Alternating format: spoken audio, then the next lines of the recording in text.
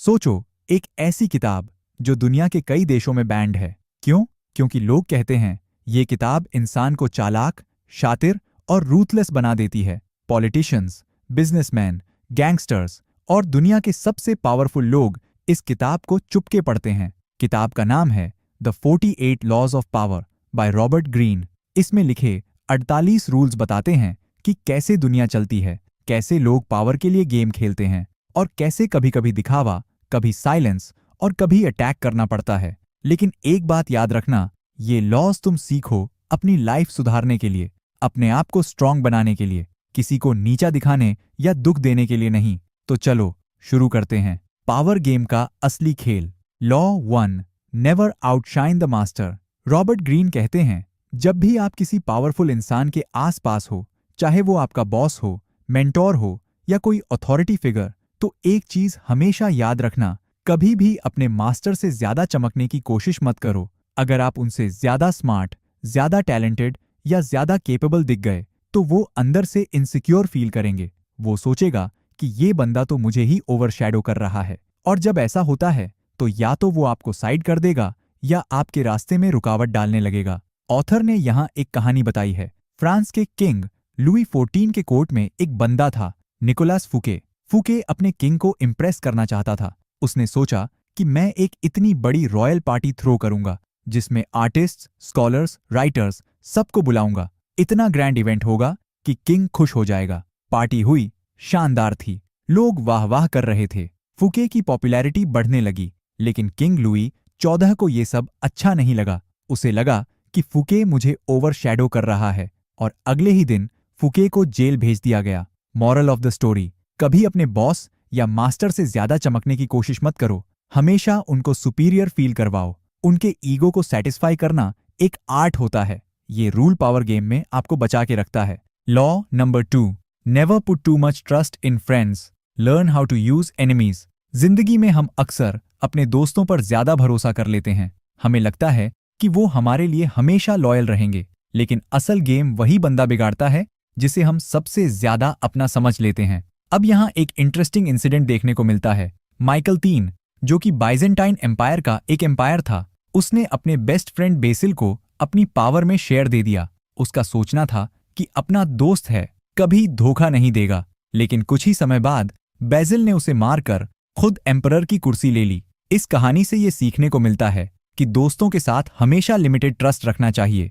वो जल्दी जेलस होते हैं, एक्सपेक्टेशंस लेते हैं और कभी भी पीछे से वार कर सकते हैं। और जो दुश्मन होते हैं, उनके साथ अगर समझदारी से डील किया जाए तो वो ज्यादा यूजफुल साबित होते हैं, क्योंकि वो हमेशा अपनी लॉयल्टी प्रूव करने की कोशिश करते हैं। मॉरल ऑफ द स्टोरी, कभी भी पूरी जिंदगी किसी दोस्त के भरोसे मत छोड़ो और दुश्मन को भी कभी अंडर एस्टिमेट मत करो। गेम जीतने के लिए दोनों का सही टाइम पे सही यूज करना आना चाहिए। Law number 3, conceal your intentions. Life में सबसे बड़ी चतुराई होती है अपने असली इरादे को छुपा के रखना। समझ लो, अगर सामने वाला आपके नेक्स्ट मूव को पहले ही जान लेगा तो या तो वो उसे बिगाड़ देगा या आपको रोकने की कोशिश करेगा। उदाहरण के लिए, एक वक्त की बात है, सेज़रे बोर्जिया नाम का एक इटालियन लीडर था। वो अपने प्लान्स किसी को बताता ही नहीं था। सब लोग बस उसके आसपास के दिखावे देखते थे और उसके असली इरादे क्या हैं ये किसी को समझ ही नहीं आता था। इस वजह से उसके दुश्मन कभी उस पर अटैक प्लान नहीं कर पाए। वो पब्लिक में हमेशा एक फ्रेंडली और ओपन माइंडेड इमेज बनाता था, लेकिन अंदर ही अंदर अपना गेम खेलता था। और जब वक्त आता तो ऐसे मूव करता कि सब सरप्राइज रह जाते। इस लॉ से हमें ये सीखने को मिलता है, कभी अपने असली प्लान्स किसी को मत बताना। हमेशा लोगों को एक इल्यूजन में रखो। अपनी सोच, अपनी स्ट्रैटेजी सिर्फ अपने तक रखो जब तक कि वो एग्जीक्यूट करने का वक्त न आ जाए। इससे तुम हमेशा गेम में एक कदम आगे रहोगे। Law number 4, always say less than necessary. ज्यादा बोलने वाला आदमी हमेशा अपनी औकात खुद गिरा लेता है। जब आप कम बोलते हो तो सामने वाला कंफ्यूज रहता है, डरते हुए गेस करता है कि आपके दिमाग में क्या चल रहा है, और वही अनसर्टेनिटी आपको पावर देता है। इस कॉन्सेप्ट को समझाने के लिए एक एग्जाम्पल लिया गया है, किंग लुईस 14 ऑफ फ्रांस का। लुईस 14 कोर्ट में हमेशा लिमिटेड बात करता था, बस जितना जरूरत है उतना ही बोलता था। उसका एक रूल था, द लेस यू से the more powerful you become. Court के लोग हमेशा उसके मूड और निर्णय का अनुमान लगाने की कोशिश करते रहते थे, लेकिन वो कभी अपना पूरा प्लान या इमोशन जाहिर नहीं करता था। इस लॉ से हमें ये सीखने को मिलता है कि हमेशा अपनी बातों को लिमिट में रखो। जब आप कम बोलते हो तो आप कंट्रोल में होते हो। लोग आपको अंडर एस्टिमेट करने की गलती नहीं करते, और ज्यादा बोलने वाला बंदा हमेशा अपनी वीक स्पॉट्स खुद एक्सपोज कर देता है। इसीलिए नेक्स्ट टाइम जब किसी मीटिंग, आर्ग्यूमेंट या नेगोशिएशन में जाओ, अपनी बात कम लेकिन इम्पैक्टफुल रखो। Law number 5, so much depends on reputation, guard it with your life. दुनिया में इंसान की सबसे बड़ी करेंसी होती है उसकी रेप्यूटेशन। लोग आपके बारे में क्या सोचते हैं ये डिसाइड करता है कि आपको इज्जत मिलेगी या बेइज्जती। और एक बार अगर आपकी रेप्यूटेशन गिर गई तो लोग आपको सीरियस लेना बंद कर देंगे, चाहे आप कितने भी टैलेंटेड हो। रॉबर्ट ग्रीन इस लॉ में वार्न करते हैं, अपनी रेप्यूटेशन को कभी भी हल्के में मत लेना। ये एक ऐसी इनविजिबल शील्ड है जो आपको हर अटैक से बचा सकती है। उदाहरण के लिए, एक वक्त पे एंशिएंट चाइना में जनरल ली गुआंग नाम के एक बहादुर सेनापति थे। उनकी रेप्यूटेशन इतनी पावरफुल थी कि जंग लड़ने से पहले ही दुश्मन की फौज का आधा हौसला टूट जाता था। एक दिन किसी ने उनके बारे में अफवाह उड़ा दी कि वो डरता है और पीछे हट गया है। बस एक छोटी सी अफवाह ने उनकी सालों की बनाई हुई रेप्यूटेशन को जमीन पे ला दिया। अगली जंग में लोग उनके ऑर्डर मानने में हिचकिचाने लगे और वो बैटल उनके लिए आखिरी साबित हुई। इस लॉ से हमें ये सीखने को मिलता है, अपनी रेप्यूटेशन का हर रोज ध्यान रखो। लोग क्या देख रहे हैं, क्या सुन रहे हैं, उस पर नजर रखो, और अगर कभी कोई उसे खराब करने की कोशिश करे तो तुरंत उसे खत्म कर दो। क्योंकि दुनिया में इज्जत बनाना मुश्किल है, लेकिन गिरने में एक अफवाह ही काफी होती है। Law number 6, court attention at all costs. दुनिया में लोग वही देखते हैं जो उनकी आंखों के सामने होता है। जो छुप गया उसका कोई नाम भी नहीं लेता। इसीलिए अगर पावर गेम में टिकना है तो हमेशा अपने आसपास अटेंशन बनाए रखना होगा। कभी भी भीड़ में घुलने की गलती मत करना। ये दुनिया उन लोगों को याद रखती है जो या तो बहुत अच्छे काम करते हैं या फिर कुछ ऐसे शॉकिंग काम करते हैं जो लोग कभी भूल नहीं पाते। इस बात को समझाने के लिए एक जबरदस्त कहानी मिलती है पीटी बर्नम की। ये बंदा अमेरिका का एक बड़ा शोमैन था। उसने अपनी पब्लिसिटी के लिए इतने अजीबोगरीब स्टंट्स किए कि लोग उसका नाम भूल ही नहीं पाए। एक बार उसने एक अजीब से जानवर का एडवर्टाइजमेंट लगवाया जो असल में था ही नहीं, लेकिन क्यूरियोसिटी में लोग टिकट लेकर देखने आए, और तब तक वो बार्नम का फैन बन चुके थे। इस लॉ से हमें ये सीखने को मिलता है कि चाहे अच्छी या बुरी, लेकिन दुनिया की नज़र में रहना सीखो।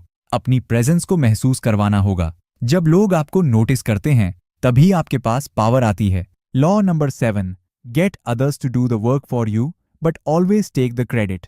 इस दुनिया में सक्सेसफुल लोग वही होते हैं जो दूसरों की मेहनत का इस्तेमाल करना जानते हैं, बिना खुद ज्यादा पसीना बहाए, और जब काम हो जाए तो उसका क्रेडिट अपने नाम कर लेना चाहिए। बात सिंपल है, अगर आप हर काम खुद करोगे तो आपकी एनर्जी भी खत्म हो जाएगी और टाइम भी। इसलिए स्मार्ट लोग दूसरों से काम करवाते हैं, उनकी नॉलेज, उनका एक्सपीरियंस यूज करते हैं और फाइनल स्पॉटलाइट खुद ले लेते हैं। एक जबरदस्त मिसाल मिलती है थॉमस एडिसन की।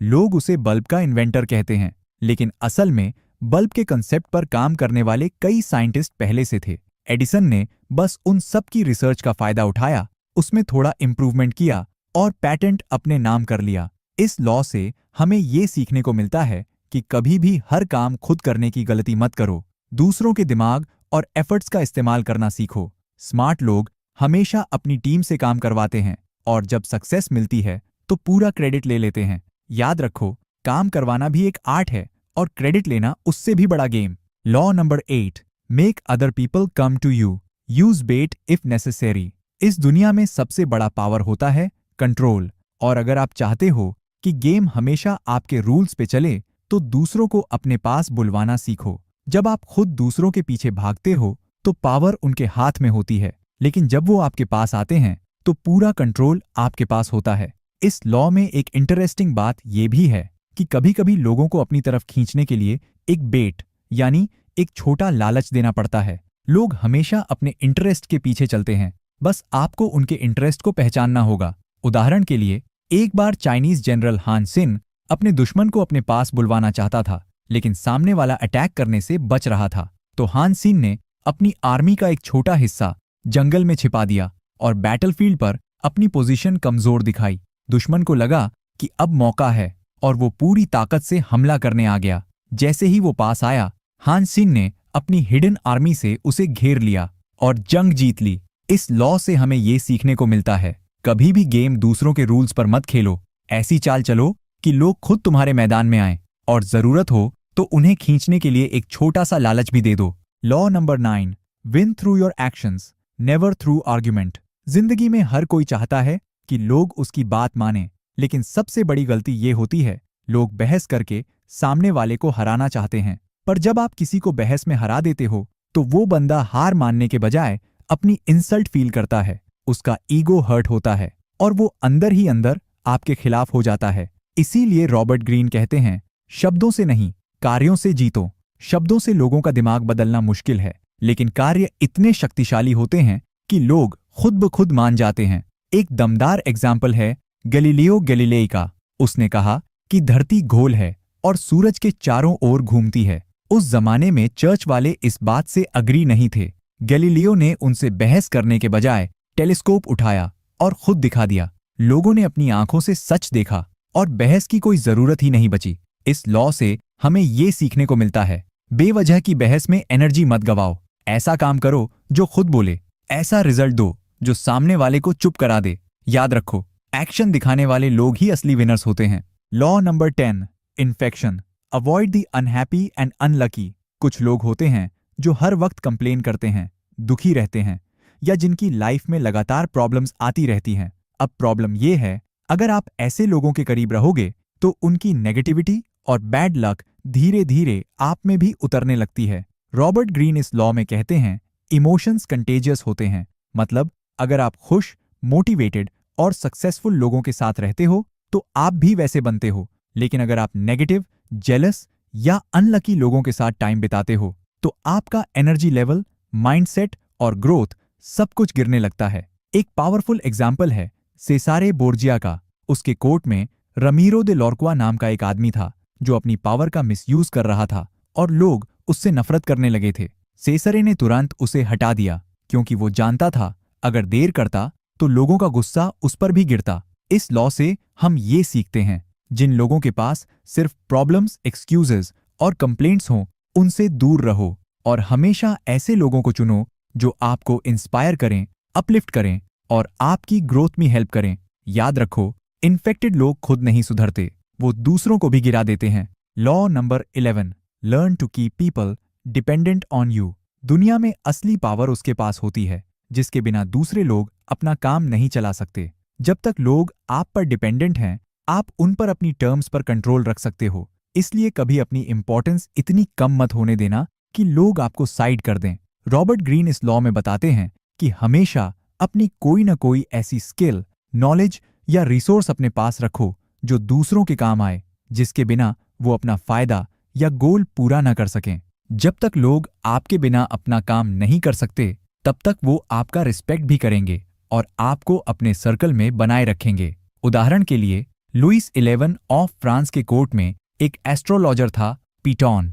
किंग ने सोचा कि इस एस्ट्रोलॉजर का इन्फ्लुएंस ज्यादा बढ़ रहा है तो इसे हटा दिया जाए, लेकिन पीटॉन ने अपनी बातों से किंग को कन्विंस कर दिया कि उसकी लाइफ में जो भी होने वाला है वो सिर्फ पीटॉन ही बता सकता है। किंग को लगने लगा कि पीटॉन के बिना उसकी लाइफ अनसेफ हो जाएगी और उस दिन से पाइटन वापस अपनी पोजीशन पर आ गया। इस लॉ से हमें ये सीखने को मिलता है कि कभी अपनी वैल्यू इतनी कम मत होने दो कि लोग तुम्हें इग्नोर कर दें। हमेशा अपने पास कोई ना कोई ऐसी चीज रखो जो दूसरों को आपसे जोड़े रखे। पावर का असली गेम वहीं जीता जाता है जहां लोग आप पर डिपेंडेंट होते हैं। Law number 12, use selective honesty and generosity to disarm your victim. कभी कभी सीधा अटैक करने से बेहतर होता है सामने वाले का ट्रस्ट जीतना, और ट्रस्ट जीतने का सबसे आसान तरीका है एकदम सही वक्त पर ऑनेस्टी या जेनरोसिटी दिखाना। जब आप अपने दुश्मन को या किसी राइवल को लगता है कि आप सच्चाई से काम ले रहे हो, तो वो अपना गार्ड नीचे कर देता है और वहीं होता है असली पावर का मोमेंट। इस लॉ में रॉबर्ट ग्रीन सजेस्ट करते हैं कि हमेशा सेलेक्टिव ऑनेस्टी का यूज करो। हर वक्त सच्चाई बोलने की जरूरत नहीं है, बस एक ऐसे परफेक्ट मोमेंट पर बोल दो जब सामने वाले को लगने लगे कि तुम तो बड़े जेन्युइन इंसान हो। इससे वो आप पर भरोसा कर लेगा और फिर उस वक्त आप अपना असली गेम खेल सकते हो। उदाहरण के लिए, 15वीं शताब्दी के कॉनमैन काउंट विक्टर लस्टिग का एक केस है। उसने एक बार अमेरिका में एक अमीर बिजनेसमैन को लूटने के लिए पहले उसको एक महंगी बुक गिफ्ट की। बिजनेसमैन ने सोचा बंदा तो बड़ा शरीफ है, और जब उसने लस्टिग पर भरोसा कर लिया तो लस्टिग ने उससे लाखों का स्कैम कर दिया। इस लॉ से हमें ये सीखने को मिलता है कि कभी-कभी एक छोटी सी ईमानदारी या एक जेनरस एक्ट आपको इतना बड़ा एडवांटेज दे सकता है जो सीधा अटैक करने से कभी नहीं मिलता। इसलिए पावर का असली खेल चालाक बनकर खेला जाता है, इमोशनली नहीं। Law number 13, when asking for help, appeal to people's self interest, never to their mercy और ग्रैटिट्यूड। देखो, दुनिया में ज्यादा लोग अपने फायदे के लिए काम करते हैं। अगर आप किसी से हेल्प मांगते वक्त उनके ग्रैटिट्यूड या दया पे भरोसा करोगे तो या तो वो इग्नोर कर देंगे या हाफ हार्टेड हेल्प देंगे। ऑथर यहां बताते हैं कि हमेशा सामने वाले के सेल्फ इंटरेस्ट को टारगेट करो, मतलब उसको ये बताओ कि तुम्हारी मदद करके उसको क्या फायदा होगा। उदाहरण के लिए, इटालियन स्टेट्समैन सेसरे बोर्जिया जब अपने राइवल से सपोर्ट लेना चाहता था तो उसने ये नहीं बोला कि भाई मदद कर दे, तू बड़ा अच्छा इंसान है, बल्कि उसने बोला अगर तू मेरा साथ देगा तो तुझे इतनी पावर और पैसा मिलेगा जो तू सोच भी नहीं सकता। और बॉस, बात बन गई। इस लॉ से हमें ये सीखने को मिलता है कि दुनिया में लोग अपने फायदे के लिए डिसीजन लेते हैं, बस उनका इंटरेस्ट समझ के उसको टारगेट कर लो, गेम तुम्हारा। Law number 14, pose as a friend, work as a spy. ये लॉ तो बड़ा ही डेंजरस और शातिर है। रॉबर्ट ग्रीन इस रूल में समझाते हैं कि अपने दुश्मन या कंपेटिटर के प्लान जानने का सबसे आसान तरीका है दोस्त बन जाओ, और जब वो आपको अपना समझने लगे तब उनसे उनकी बातें निकलवा लो। दोस्त बन के आप उसकी कमजोरी, प्लानिंग और इंटेंशंस जान सकते हो, और जब वक्त आए उसे अपने फायदे के लिए इस्तेमाल कर सकते हो। उदाहरण के लिए, 19वीं सदी में कार्डिनल रिशलियो अपने किंग के कोर्ट में स्पाइस भेजता था जो कोर्ट मेंबर्स के दोस्त बन जाते थे। फिर वो उनकी हर सीक्रेट इंफॉर्मेशन लाके रिशलियो को देते, जिससे उसने अपने एनिमीज को आसानी से पावर से हटा दिया। इस लॉ से ये सीखने को मिलता है कि अपने दुश्मन की हर मूव पे नजर रखो, और वो तब पॉसिबल है जब आप उसके सर्कल में घुस जाओ।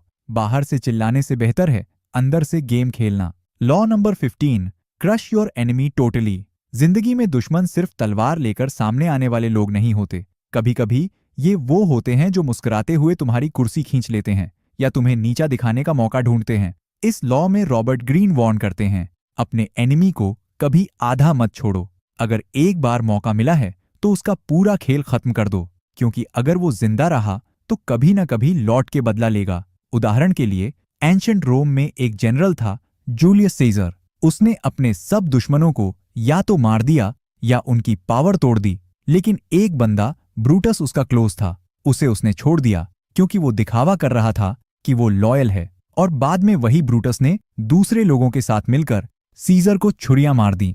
अगर सीजर ने इस लॉ को समझा होता तो शायद हिस्ट्री कुछ और होती। इस लॉ से हमें ये सीखने को मिलता है, जब मौका मिले तो अपने एनिमी की काबिलियत, उसकी पावर और उसके बदले की भावना सब कुछ खत्म कर दो, नहीं तो वो कभी ना कभी वापस आएगा और इस बार वो तुम्हारा दर्द बनेगा। Law number 16, use absence to increase respect and honour. देखो, जब कोई चीज ज्यादा मिलती है ना तो उसकी वैल्यू कम हो जाती है। इसी रूल कहता है कि हमेशा अवेलेबल मत रहो, कभी कभी अपनी कमी महसूस करवाओ ताकि लोग आपकी इंपॉर्टेंस समझें। ऑथर यहाँ एक बड़ी इंटरेस्टिंग बात बताते हैं। फ्रांस के फिलोसोफर वोल्टेयर के टाइम पे एक आर्टिस्ट था जो हर पार्टी में अपने आर्ट दिखाने आ जाता था।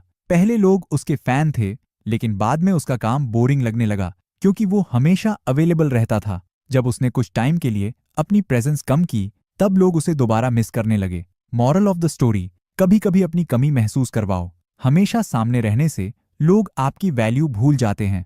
Law number 17, keep others in suspended terror, cultivate an air of unpredictability. इस लॉ का मतलब है हमेशा प्रिडिक्टेबल मत बनो। जब लोग आपके नेक्स्ट मूव के बारे में गेस नहीं कर पाते तो वो हमेशा कॉशियस रहते हैं और इस अनसर्टेनिटी से आप उनपे साइकोलॉजिकल कंट्रोल बना लेते हो। ऑथर यहाँ नेपोलियन का एग्जाम्पल देते हैं। नेपोलियन अपने एनिमीज के सामने कभी एक पैटर्न फॉलो नहीं करता था, कभी रात में अटैक, कभी डिप्लोमेसी, कभी बिना रीजन के पीछे हट जाना।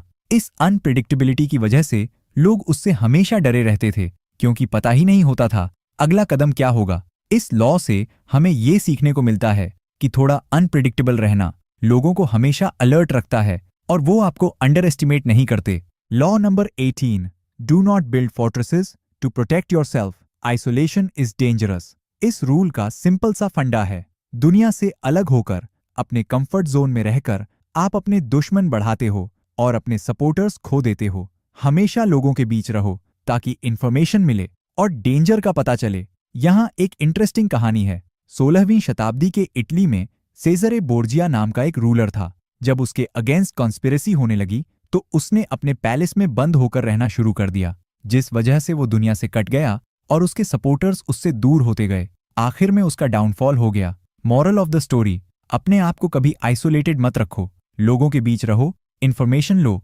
दोस्ती बनाओ, तभी पावर बची रहती है। Law number 19, know who you are dealing with, do not offend the wrong person. इस रूल का मतलब है हमेशा सोच समझकर डील करो। हर इंसान अलग होता है, किसी को मजाक अच्छा लगता है, किसी को टॉलरेट नहीं होता। अगर गलत बंदे को छेड़ दिया तो वो जिंदगी भर दुश्मनी निभाएगा। यहाँ एक जबरदस्त उदाहरण है। एथेंस के एक फिलोसोफर था सोक्रेटिस। एक बार उसने एक इन्फ्लुएंशियल बंदे से लाइटली मजाक कर दिया। बाकी लोग तो हंस पड़े, लेकिन उस बंदे ने अपनी इंसल्ट मान ली। उसने कोर्ट में केस कर दिया और आखिर में सोक्रेटस को डेथ सेंटेंस दे दिया गया। इस लॉ से हमें सीखने को मिलता है कि हमेशा समझकर, जज करके ही बात करनी चाहिए। हर किसी के साथ एक जैसे बिहेव करने की गलती मत करो। Law number 20, do not commit to anyone.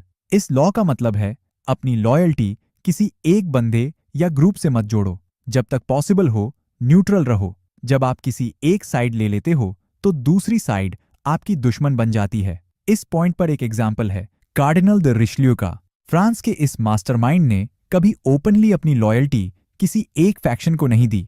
वो हमेशा अपनी पोजीशन के हिसाब से डिसाइड करता था कि किसका साथ देना है। इस वजह से वो पॉलिटिक्स में हमेशा पावरफुल बना रहा। मॉरल ऑफ द स्टोरी, अपनी लॉयल्टी फ्लेक्सिबल रखो, हमेशा अपने फायदे के हिसाब से डिसीजन लो। Law number 21, play a sucker to catch a sucker, seem dumber than your mark. इस रूल का मतलब है कभी अपनी असली चालाकी सबके सामने मत दिखाओ। कभी कभी बेवकूफ बनके दूसरों को अंडरएस्टिमेट करने दो, तब उनकी असली प्लानिंग समझ में आती है। उदाहरण के लिए, एक बार चाइनीज मिलिट्री स्ट्रैटेजिस्ट सन त्सू ने अपने सोल्जर्स को दिखाया कि वो वॉर टैक्टिक्स में कमजोर है। दुश्मन ने सोचा कि ये तो आसानी से हरा दिया जाएगा, लेकिन जब वॉर शुरू हुआ सन त्सू ने अपना असली गेम दिखाया और जीत गया। इस लॉ से सीखने को मिलता है हर वक्त अपनी स्मार्टनेस शो करने की जरूरत नहीं। कभी कभी बेवकूफ बनकर ही बड़े लोगों का असली रंग समझ आता है। Law number 22, use the surrender tactic, transform weakness into power. ये रूल बोलता है जब लग रहा हो कि सामने वाला ज्यादा पावरफुल है और डायरेक्ट लड़ाई का कोई चांस नहीं, तब हार मान लो, लेकिन उस हार को अपना एडवांटेज बनाओ।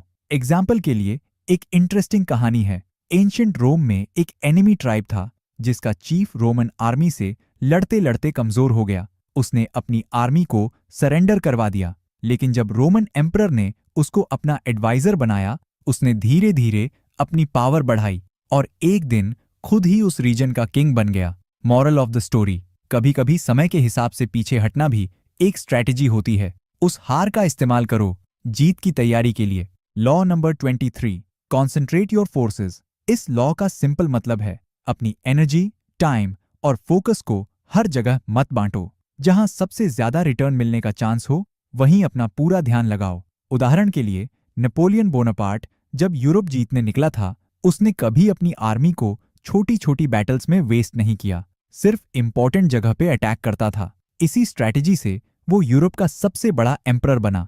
इस लॉ से हमें ये सीखने को मिलता है कि हर अपॉर्चुनिटी का पीछा मत करो, सिर्फ उस चीज पे काम करो जहां से सबसे बड़ा फायदा हो सकता है। Law number 24, play the perfect courtier. ये रूल बोलता है जो लोग पावर के आसपास होते हैं उनका गेम समझना सीखो। उनसे दोस्ती भी करनी होती है और कभी कभी उनका ईगो भी संभालना पड़ता है। एग्जाम्पल के तौर पे इटालियन कोर्टियर बल्डासारे कस्टिglione ने एक किताब लिखी थी, the book of the courtier, जिसमें बताया था कि कैसे कोर्ट के अंदर पॉलिटिक्स, फ्लैटरी और अपनी वैल्यू बनाए रखनी चाहिए। उसकी वजह से वो हर किंग के कोर्ट में फेवरेट बन गया। मॉरल ऑफ द स्टोरी, चाहे ऑफिस हो या पॉलिटिक्स, जो लोग पावर के करीब होते हैं उनका गेम समझ के चलना सीखो, उनकी रिस्पेक्ट करो, ईगो को हर्ट मत करो। Law no 25, recreate yourself. ये लॉ बोलता है कभी एक ही इमेज में मत फंसे रहो। अपने आप को नए नए अंदाज में प्रेजेंट करते रहो। लोगों को हर बार कुछ नया दिखना चाहिए। उदाहरण के लिए देखो, लेजेंडरी आर्टिस्ट डेविड बोवी हर कुछ साल में अपनी आइडेंटिटी चेंज कर देता था। कभी जिगी स्टारडस्ट, कभी थिन वाइट ड्यूक। लोग उसके नए लुक, नए स्टाइल के दीवाने हो जाते थे। इस लॉ से सीखने को मिलता है, अगर अपनी इमेज पे कंट्रोल रखोगे तो लोग कभी तुमसे बोर नहीं होंगे। हर बार नए अंदाज में आने से पावर तुम्हारे हाथ में ही रहेगी। Law number 26, keep your hands clean. इस रूल का मतलब है कभी अपने हाथों को गंदा मत होने दो। जो भी डर्टी काम हो उसके लिए किसी और को यूज करो, ताकि ब्लेम कभी तुम पर ना आए। एग्जाम्पल देखो, फ्रांस के किंग लुइस 14वें अपनी कोर्ट में किसी को डायरेक्टली पनिश नहीं करता था। वो हमेशा अपने मिनिस्टर्स के थ्रू डिसीजंस लेता था। अगर कुछ गलत होता तो ब्लेम मिनिस्टर पर जाता। किंग हमेशा क्लीन दिखता। मॉरल ऑफ द स्टोरी, अपनी इमेज को हमेशा नीट एंड क्लीन रखो। टफ डिसीजंस लेने हो तो किसी और के थ्रू लो, ताकि पावर भी तुम्हारे पास रहे और बदनाम भी ना हो। Law number 27, play on people's need to believe to create a cult like following. इस लॉ का मतलब है लोगों की इमोशनल नीड्स का फायदा उठाओ। उनको कुछ ऐसा बिलीव करने का रीजन दो जिसके पीछे वो पागल हो जाएं। उदाहरण के लिए देखो, 20वीं सदी के कल्ट लीडर चार्ल्स मैनसन ने अपने फॉलोअर्स को ये बिलीव करवा दिया कि वो एक प्रॉफिट है जो उनकी जिंदगी बदल देगा। लोग उसके पीछे पागल होते गए। इस लॉ से सीखने को मिलता है, जब तक लोगों को बिलीफ सिस्टम नहीं दोगे वो तुम्हारे फॉलोअर नहीं बनेंगे। उनको एक पावरफुल आइडिया या मिशन दो, फिर देखो कैसे वो अपनी जान देने को भी तैयार हो जाते हैं। Law number 28, enter action with boldness. ये लॉ बोलता है जब भी कोई काम करो तो उसमें बोल्ड बनो। हाफ हार्टेड या टिमिड अप्रोच से हमेशा प्रॉब्लम ही खड़ी होती है। एग्जाम्पल के लिए देखो, American general George S Patton हर बैटल में बोल्ड डिसीजन लेता था। कभी भी कंफ्यूज्ड या अनश्योर नहीं दिखता था। इसी वजह से उसकी आर्मी का मोराल हमेशा हाई रहता था और ज्यादातर जीत भी उसी की होती थी। इस लॉ का मॉरल ये है, जो भी काम करना है उसमें पूरा बोल्डनेस लाओ। लोग हमेशा कॉन्फिडेंट इंसान के पीछे चलना पसंद करते हैं। Law number 29, plan all the way to the end. इस लॉ में ऑथर बोलते हैं हर काम शुरू करने से पहले उसका एंड तक का प्लान रेडी होना चाहिए। काफी लोग बीच में प्लान बना के काम शुरू कर देते हैं, लेकिन आगे क्या होगा, कौन से ऑब्स्टिकल्स आएंगे और कैसे रिएक्ट करेंगे, इसका अंदाजा लगाए बिना काम चल पड़ते हैं। रिजल्ट बीच में ही गिर जाते हैं या दूसरे के प्लान का हिस्सा बन जाते हैं। ऑथर कहते हैं जो लोग एंड तक का क्लियर विजन बना लेते हैं वो सिचुएशंस के अकॉर्डिंग अपनी स्ट्रैटेजी बदल सकते हैं, रिस्क कैलकुलेट कर सकते हैं और हर हालत में अपना फायदा निकाल लेते हैं। एग्जाम्पल के लिए, नेपोलियन ने रशिया पे अटैक करने से पहले एंड तक का प्लान नहीं बनाया था। उसे लगा था कि जल्दी जीत जाएगा, लेकिन रशियन आर्मी ने अपने शहर जला दिए, रिसोर्सेज हटा दिए और नेपोलियन की आर्मी भूख, सर्दी और बी प्लानिंग में बर्बादी हो गई। इस लॉ से हमें ये सीखने को मिलता है, हमेशा हर मूव के आगे के कॉन्सिक्वेंसेस सोच लो, ताकि अगर बीच में कुछ भी अनएक्सपेक्टेड आए तो तुम्हारे पास ऑलरेडी उसका जवाब हो। Law number 30, make your accomplishments seem effortless.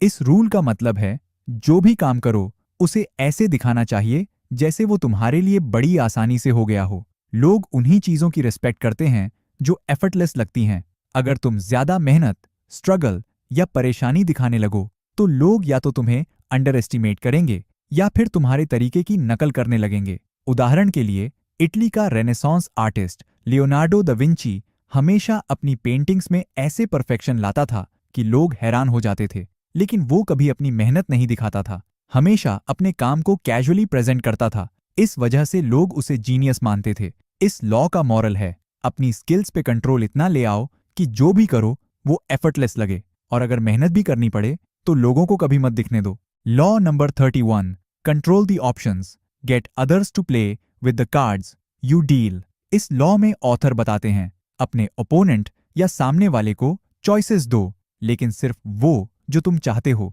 इससे सामने वाला सोचेगा कि उसके पास ऑप्शंस हैं, लेकिन असल में वो तुम्हारी प्लानिंग के हिसाब से चल रहा होगा। इस टेक्निक को कंट्रोल्ड चॉइस बोलते हैं। एग्जाम्पल के लिए, एक राजा के सामने दो मिनिस्टर्स अपनी बात रखते थे। एक दिन राजा ने दोनों को कहा, या तो तुम अपनी सैलरी कम करो या अपना पद छोड़ दो। दोनों को लगा कि उनके पास दो ऑप्शंस हैं, लेकिन असल में दोनों ऑप्शंस में फायदा राजा का था। इस लॉ से हमें ये सीखने को मिलता है, हमेशा दूसरे को अपने ऑप्शंस में ही बंद के रखो। जो भी डिसीजन वो ले, उसका कंट्रोल तुम्हारे हाथ में हो। Law number 32, play to people's fantasies. इस लॉ का मतलब है, लोग हमेशा अपनी बोरिंग लाइफ से भागना चाहते हैं। उन्हें सपने, फैंटेसीज और अनरियलिस्टिक चीजें पसंद आती हैं, और तुम्हें उनके दिमाग की ये वीकनेस पकड़नी है। ऑथर बोलते हैं कि रियलिस्टिक बातें लोगों को ज्यादा अट्रैक्ट नहीं करती, लेकिन अगर तुम उनके सपनों को छू लोगे, उनको वो दिखाने लगोगे जो वो देखना चाहते हैं, तो वो तुम्हारे फॉलोअर बन जाएंगे। उदाहरण के लिए, एक टाइम पे इटली में एक कॉन आर्टिस्ट था, काउंट विक्टर लस्टिग। उसने लोगों को ये सपना बेचा कि वो आईफिल टावर बेच रहा है। लोग उसकी बात पे इतना भरोसा कर बैठे क्योंकि लस्टिग ने उनकी ग्रीड और फैंटेसी को टच कर दिया था। रिजल्ट, लस्टिग उनसे पैसा लेकर निकल गया। इस लॉ से हमें ये सीखने को मिलता है, लोगों की फैंटेसीज में उनका कंट्रोल होता है। तुम अगर उन्हीं फैंटेसीज को अपने फेवर में यूज कर पाओ, तो तुम उनका दिमाग जीत लोगे। Law number 33, discover each man's thumb screw. हर इंसान के अंदर एक कमजोरी होती है।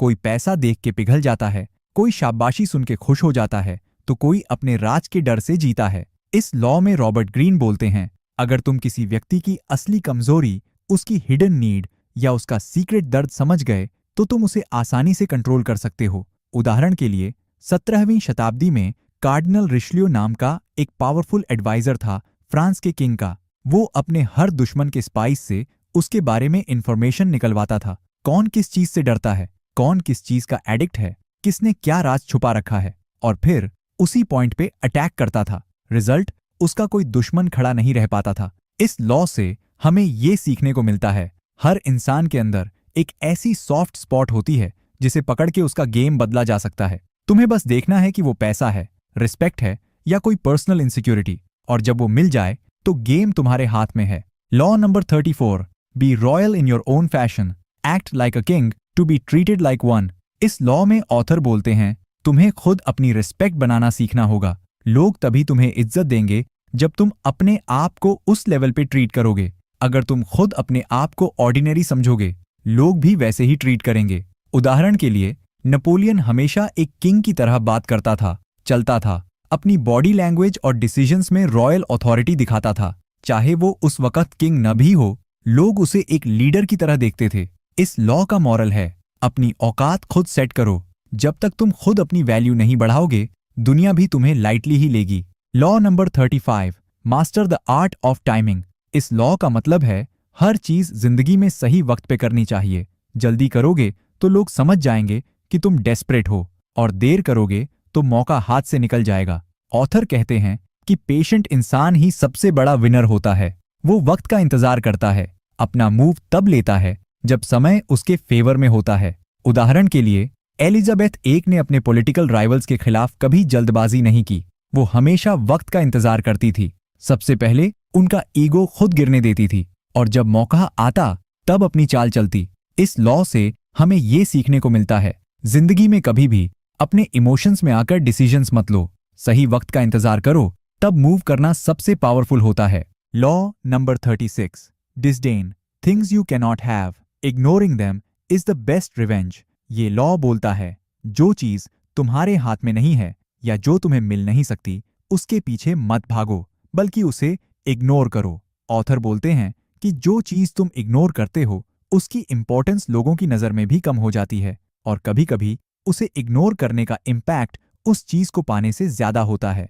उदाहरण के लिए, एक बार ग्रीक फिलोसोफर डायोजनीस को अलेक्जेंडर द ग्रेट ने बोला, मैं तुम्हारी कोई भी इच्छा पूरी कर सकता हूं। डायोजनीस ने बस कहा, बस थोड़ा साइड हो जाओ, तुम्हारा साया धूप को ब्लॉक कर रहा है। अलेक्जेंडर इतना इम्प्रेस हुआ कि उसने कहा, अगर मैं अलेक्जेंडर न होता तो डायोजनीस बनना चाहता। इस लॉ का मॉरल है, जो चीज तुम नहीं पा सकते, उसको इग्नोर करके तुम उससे भी ज्यादा पावरफुल बन जाते हो। Law number 37, create compelling spectacles. इस लॉ में ऑथर बोलते हैं, लोग देखने वाली चीजों से जल्दी इंप्रेस होते हैं। विजुअल इंपैक्ट उनके दिमाग में ज्यादा देर तक रहता है। इसलिए अपने इन्फ्लुएंस को बढ़ाने के लिए कभी कभी लोगों के सामने ऐसी चीजें पेश करो जो उनको हिला दे, सरप्राइज कर दे या एंटरटेन करे।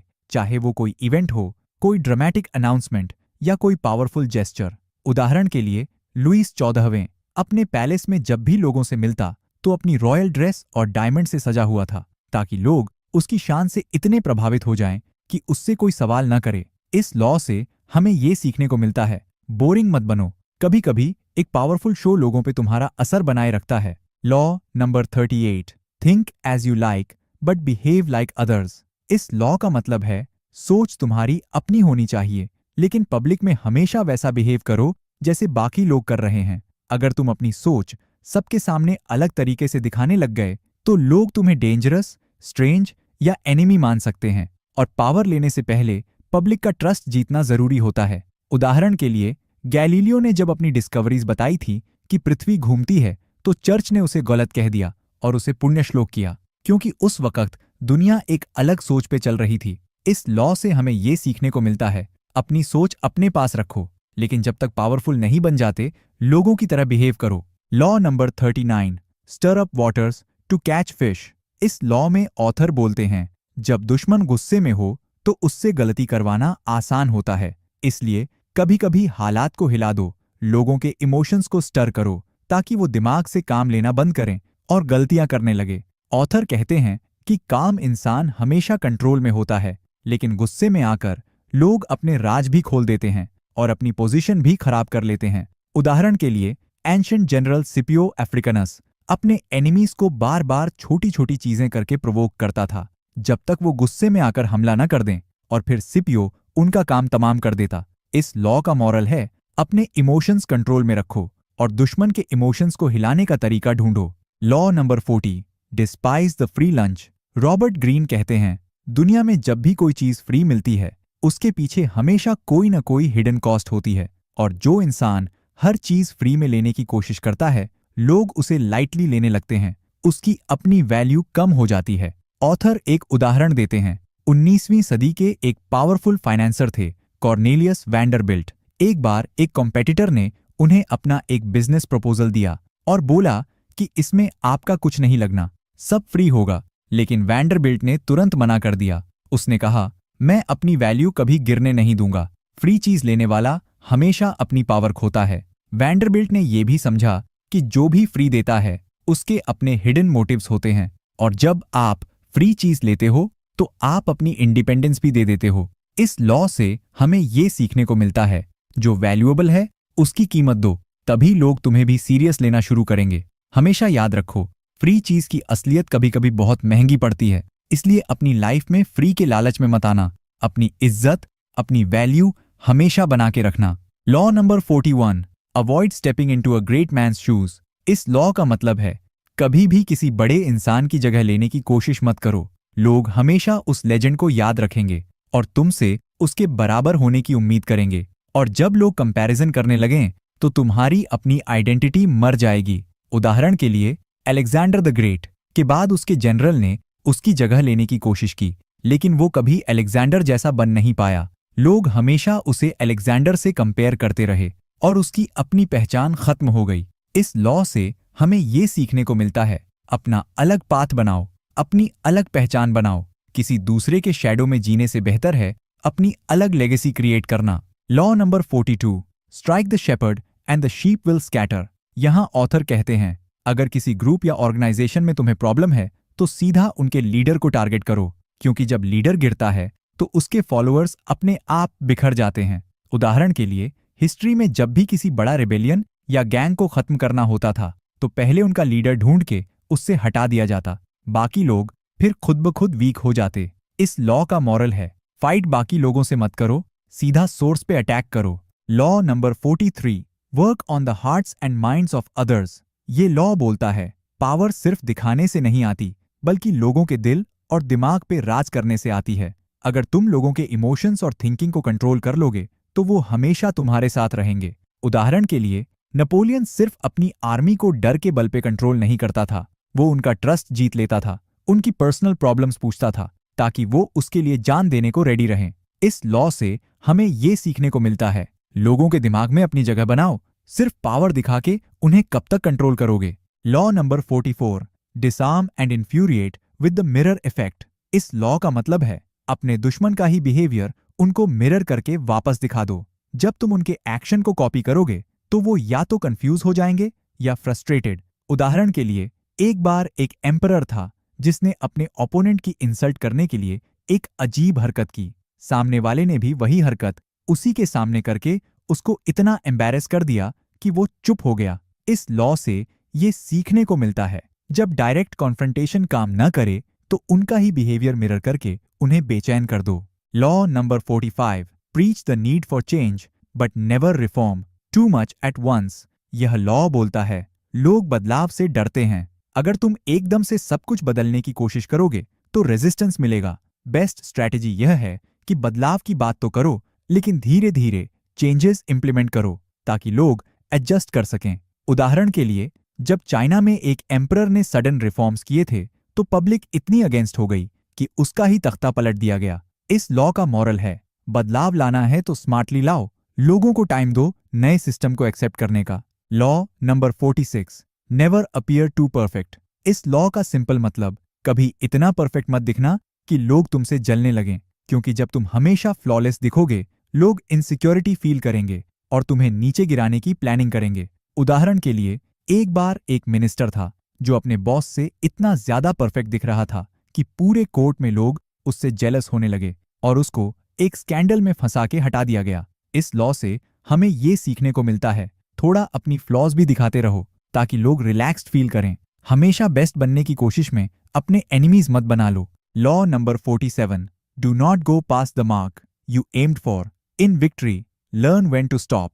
इस लॉ का मतलब है, जब तुम जीत रहे हो उस वक्त भी अपनी लिमिट समझनी चाहिए। ज्यादा लालच में कभी कभी जीती बाजी भी हारी जा सकती है। एग्जाम्पल के लिए, एक वॉरियर था जिसका नाम अलेक्जेंडर द ग्रेट था। उसने दुनिया के आधे से ज्यादा हिस्सों को जीत लिया था, लेकिन उसका ग्रीड इतना बढ़ गया कि वो अपनी आर्मी को और आगे ले गया। आर्मी थक गई, रिवोल्ट हो गया और उसके एम्पायर का एंड शुरू हो गया। इस लॉ से हमें ये सीखने को मिलता है, जीत की भी एक लिमिट होती है। हर वक्त ग्रीड करने से अपनी पोजीशन खतरे में आ सकती है।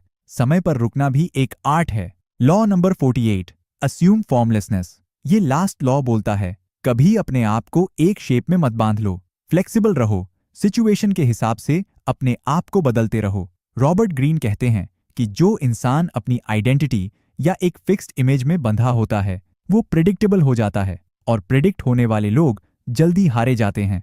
एग्जाम्पल, एक बार एक चतुर लीडर था जो हर सिचुएशन में अपना बिहेवियर बदल लेता था, कभी सॉफ्ट कभी अग्रेसिव। लोग उसको कभी प्रिडिक्ट नहीं कर पाए, इसीलिए वो हमेशा सेफ रहा। मॉरल ऑफ द स्टोरी, हमेशा अडेप्टेबल रहो, सिचुएशन के हिसाब से अपनी सोच, अपना एटीट्यूड और अपनी स्ट्रैटेजी बदलते रहना ही पावर है। तो ये थे रॉबर्ट ग्रीन के 48 कानूनों की शक्ति।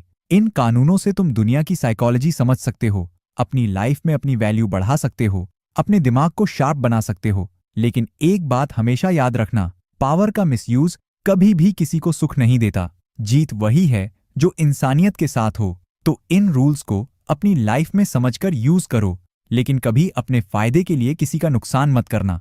अगर वीडियो पसंद आई हो तो लाइक जरूर करना, कमेंट में बताना कौन सा लॉ सबसे ज्यादा यूजफुल लगा, और चैनल को सब्सक्राइब कर लो ऐसे ही पावरफुल वीडियोस के लिए। मिलते हैं नेक्स्ट वीडियो में, तब तक के लिए स्टे शार्प, स्टे काइंड।